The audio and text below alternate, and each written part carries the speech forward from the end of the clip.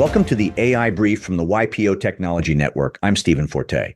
Something became law in New Jersey last Monday that has almost nothing to do with the AI headlines you have been reading, and quite a lot to do with how your company sets its prices. Most of you will never read a word about it. I think that is a mistake, so we are going to spend today on it. Here is what you will have by the end. A new law that makes paying for a piece of software the violation. A case that the defendants actually won at the Supreme Court 3 months ago.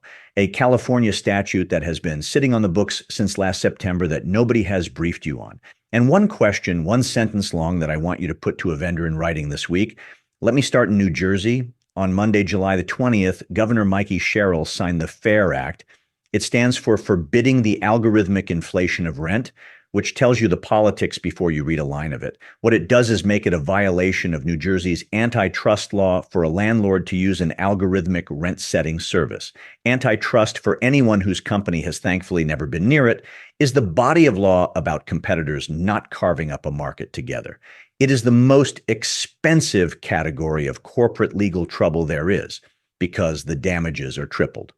Now, the mechanism is the story here, so stay with me for one sentence of statute. The law does not say it is illegal to conspire with your competitors. It says it is unlawful to subscribe to, contract with, or otherwise exchange any form of consideration for the services of what it calls a coordinator. Paying for the software is the violation.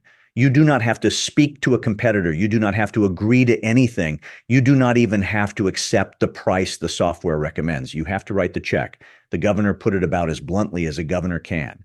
Landlords, she said, who should be competing to provide the best price to renters are instead colluding to drive prices up through so-called algorithmic pricing. That stops now. And then look at how the law defines a coordinator, because this is the part that travels. A coordinator is any software or data analytics service that collects non-public information, runs it through an algorithm, and recommends prices, lease terms, or occupancy levels. Take out the word rent, and you have just described revenue management software in every business that has ever had to price a perishable thing. Hotel rooms, airline seats, truck capacity, operating room time. If you have ever sold something that is worthless, the moment the clock runs out, someone has sold you one of these systems. New Jersey is the fourth state to do this. The law takes effect in July of next year. Now, here is the part that essentially every write-up of this gets backwards, and it is the reason I wanted a whole episode. The defendants have been winning. 3 years ago, plaintiffs sued the big casino hotels on the Las Vegas Strip. MGM, Caesars, Wynn, Treasure Island. The claim was that they all licensed the same revenue management software from a company called Sendin, and that the software quietly fed everyone's numbers, walked room rates up in lockstep. It is exactly the theory you would expect somebody to bring.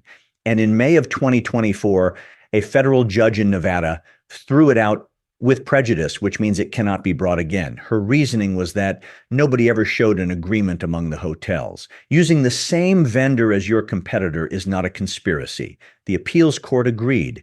And this April, the Supreme Court declined to take the case at all. The Atlantic City version was dismissed too, and so was a similar case against the travel software company Amadeus. So if your general counsel has told you that using the same pricing vendor as your competitor is lawful, your general counsel has been reading the case law correctly.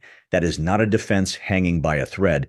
That is a defense that went 4 for 4, and the response was to go around the courts entirely. The industry won the argument in 3 federal courtrooms and at the Supreme Court. And the answer was a set of statutes that make winning the argument irrelevant, which brings me to the thing I actually want you to write down, and it is not New Jersey. It is California, and it has been law for 10 months. California Assembly Bill 325 was signed in September of last year. It has nothing to do with landlords. It has no industry limit of any kind. It makes it unlawful to use or distribute what it calls a common pricing algorithm as part of an agreement or conspiracy to restrain trade. And the definition is the broadest thing I have read in this area of law. A common pricing algorithm, quote, is any methodology, including a computer, software, or other technology, used by 2 or more persons that uses competitor data to recommend, align, stabilize, set, or otherwise influence a price or commercial term. Sit with the verbs for a second, not fix, not collude, influence, and not only price.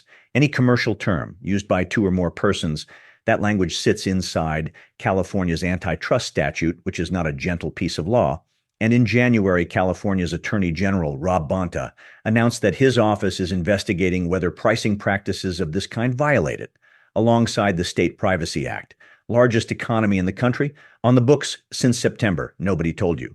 New York has been requiring disclosure since last November when personal data influences the price you are shown, and has another bill sitting one signature from the governor. 9 more states have bills moving right now.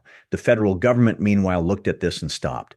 The Federal Trade Commission ordered 8 companies to hand over documents in 2024 and published its findings in January of 2025.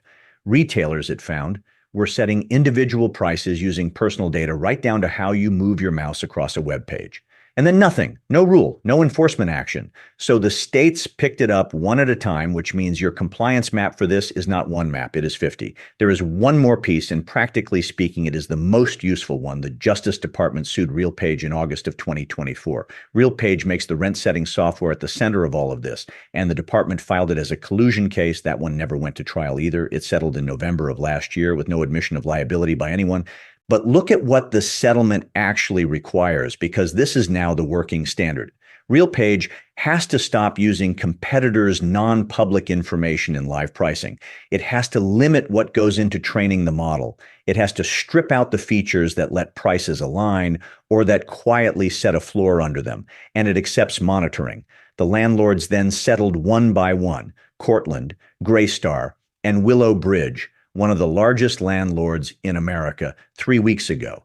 Give the Justice Department genuine credit for those remedies, and I mean it. They are specific, they are legible to a non-lawyer, and they are the right remedies. Nobody was found liable. No court ever established the rule. And there is now a published compliance standard any company on earth can adopt for the cost of reading it. And if you are thinking this is a real estate and hospitality problem, one more. In 2023, the Justice Department sued a company called AgriStats, not an AI company, a data service for meat processors. It gathered price and cost and output information from competing chicken, pork, and turkey companies and handed it back to them. The department called it information sharing. The defendants moved to dismiss the same way the hotels had. And in May of 2024, the court said no, the case proceeds. It settled this past May. That is the tell, and it is worth naming precisely. The pure algorithm cases got dismissed. The information sharing case survived. The legal exposure was never really the automation. It is the data flowing in. Let me give you the other side of this properly, because it is strong and you deserve it. Nobody in any of these matters has been found liable. Every resolution is a settlement with no admission of wrongdoing. Revenue management software is legal, it is genuinely valuable, and in most configurations, it is completely fine. The New Jersey law, on its face, covers residential landlords and nobody else. If you come away from this thinking AI pricing is now illegal, I have done you a disservice. It is not. Here is my read. The line in every one of these cases, the dismissals and the settlements alike, is the same line, and it never moves. It is whether the vendor's model can see non-public data belonging to your competitors. That is the whole thing. Automation is fine. Optimization is fine. A shared pool of non-public competitor data is what turns your pricing tool into an exhibit.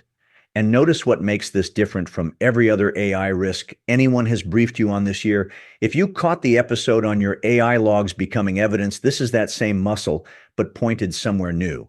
Everything else we talk about is the machine getting it wrong, hallucinating, leaking, wandering off. This one only happens when the machine works perfectly. It does precisely what you bought it to do. And the doing of it is the problem. If I were sitting in your seat this week, I would do 2 things, and neither of them cost anything. First, get an inventory of every place a third party's algorithm touches your price. Not an AI inventory, a pricing inventory. Almost every CEO I talk to can name their ERP and their CRM and cannot tell me what actually sets their prices. Picture a 300-room independent hotel group or a regional freight brokerage where a vendor's system proposes the number every morning and a manager clicks approve. That is in scope. The click does not make it yours. Second, send every one of those vendors the same question in writing. Does your model use non-public data from my competitors to generate my price? 1 sentence. Ask for the answer in writing. If the answer is yes, you have learned something you needed to know. If they will not put an answer in writing at all, you have learned something considerably more important, because here is where all of this lands. You never agreed to fix prices. You subscribe to it. And in a growing number of states, the subscription is the part that is against the law. That is the YPO Tech Network AI brief for Monday, July 27th. I'm Stephen Forte. If this was useful, send it to a fellow member. I'll be back tomorrow with more. Until then, stay sharp.